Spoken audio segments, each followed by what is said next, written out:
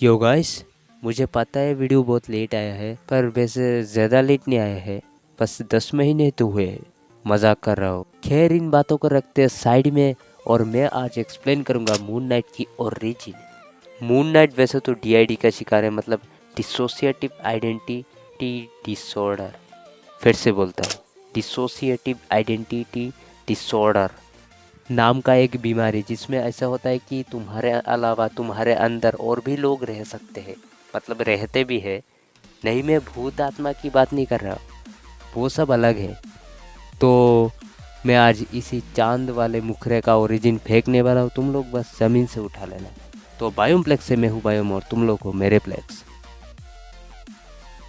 तो कॉमिक के अनुसार जो मून नाइट है उसका रियल नेम है मार्क स्पेक्टर, जो कि शिकागो में जन्मा था और उसका डैड एक लिवाई थे, मतलब ज्यूइश टीचर।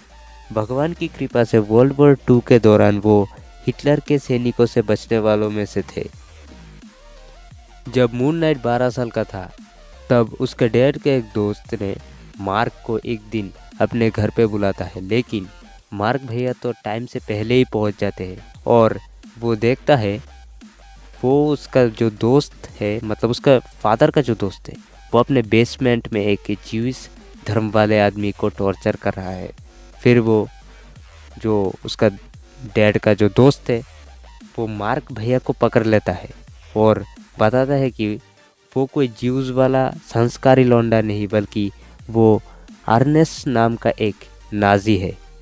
वो सीक्रेटली ज्यूइश लोगों को मार रहा है, पर मार्क भैया वहाँ से किसी तरह निकल ही जाते हैं अपने घर की तरफ। वैसे मार्क भैया बहुत ही होशियार है।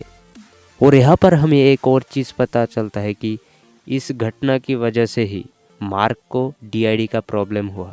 पहले मार्क स्टीवन ग्रैंड का आइडेंटिटी डेवलप करता है, जो उसके डैड को तब पता चलता है जब वो अकेले कमरे में ही पता नहीं किससे बरबरा रहा था। ये देखते ही मार्क के पिता की होश उड़ जाते हैं और वो उसे पहले साइकेट्रिक हॉस्पिटल में भर्ती करवा देते हैं। पर गलत बात तो यह था कि जब तक उसे हॉस्पिटल में भर्ती करवाया गया, उससे पहले जैक लोकली नाम का एक और आइडेंटिटी वो डेवलप कर चुका था। लेकिन मज़ा तो तब आया जब उसे पहले ही हॉस्पिटल में इजिप्शियन गॉड खोनशू का दर्शन हुआ। और ये मून गॉड खोनशू मार्क को ये बताता है कि खोनशू मार्क का डैड है। मार्क हॉस्पिटल में जब एडमिट था, तब उसके डैड का खून हो जाता है और उसके बाद मार्क हॉस्पिटल से भाग जाता है। इन सब के बाद मार्क ज्वाइन करता है यूएस मरीन कॉर्प्स। मुझे लगा था चलो इस बच्चे के साथ कुछ तो अच्छा हुआ, बट ऐसे कैसे। 3 साल काम करने के बाद उस मरीन कॉर्प के सुपीरियर को ये पता चलता है कि मार्क को डीआईडी का प्रॉब्लम है। भाई इतने दिन क्या कर रहे थे, चलो और अब क्या ही होना था, उसे जॉब से निकाल देते हैं।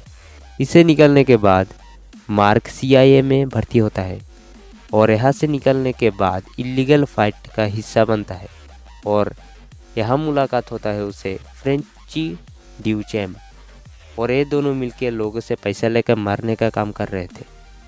क्या तो हुआ है कि ऐसे ही एक मिशन के बीच में इन दोनों का सामना होता है रोल बुशमैन से, और ये उन दोनों को इजिप्ट में मिला था। खोनशू बाबा की जय। रोल बुशमैन उन दोनों को एक आर्कियोलॉजिकल साइट में रेड करने का असाइनमेंट देता है। रेड के दौरान बुशमैन उस साइट के मेन आर्कियोलॉजिस्ट पीटर एलरोहन को मार देता है और उसके बाद उसके बेटी को भी मारने के लिए जा रहा होता है। बट हमारा हीरो मार्क भैया उस लड़की को बचाने के लिए बुशमैन पे हमला कर देता है। इस बात पे गुस्सा होकर बुशमैन मार्क को इतना मारता है कि वो अधमरा हो जाता है। फिर बुशमैन उस लड़की को ले जाके टोम में बंद कर देता है। वैसे उस लड़की का नाम मार्लिन है, जो कि मून नाइट का प्रेमी भी है। और मार्क भी किसी तरह टोम के सामने चला आता है, बट बेहोश हो जाता है। अब आता है एक ट्विस्ट। खोनशू मार्क को उठा के टोम के अंदर ले जाता है उसके स्टैचू के सामने, और मार्क वही मर जाता है। थोड़ी देर बाद मार्क जिंदा भी हो जाता है।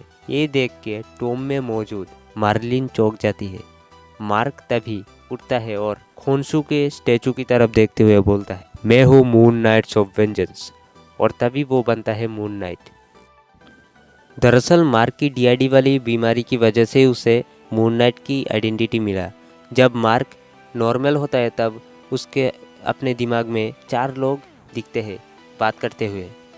4 लोग मतलब मार्क, स्टीवन, जैक और खोनसू। गेमलिंग से पैसे कमाते हुए स्टीवन बन गया मिलेनियर, और इन्हीं पैसों से वो कॉस्ट्यूम और वेपन्स खरीदता है। और दूसरी तरफ जैक लोकली टैक्सी चलाते हुए पूरे शहर का चक्कर लगाता है, उस नज़र रखता है। और अपना मार्क भैया तो मिलिट्री ट्रेनिंग से नवाजे जा चुके हैं, CIA में और मरीन कॉर्प्स में पता नहीं क्या क्या काम कर चुके हैं। डिटेक्टिव वेपन मास्टर बन के वो एकदम मौज कर दिया है, काफ़ी ज़्यादा पावर हो गया है। मतलब हम ये कह सकते हैं कि जो मार्क भैया है वो फाइट में एकदम फर्स्ट क्लास है। और खोनसू जो एक रियल गॉड है, वो अब मार्क को इमोर्टैलिटी की पावर दे देता है, बट इनडायरेक्टली। और फुल मून की रात मून नाइट 2 टन तक उठा सकता है। तो खैर इन बातों को जाने देते हो और तुम लोग जाके देखो डिज्नी प्लस में मून नाइट। और मैं तो नहीं देख सकता क्योंकि इतने पैसे मेरे पास नहीं है, पर दूसरा कुछ है जिससे मैं देख सकता हूँ। तो लाइक, सब्सक्राइब और शेयर कर देना, और मिलते अगली वीडियो पे। उससे पहले बाय बाय।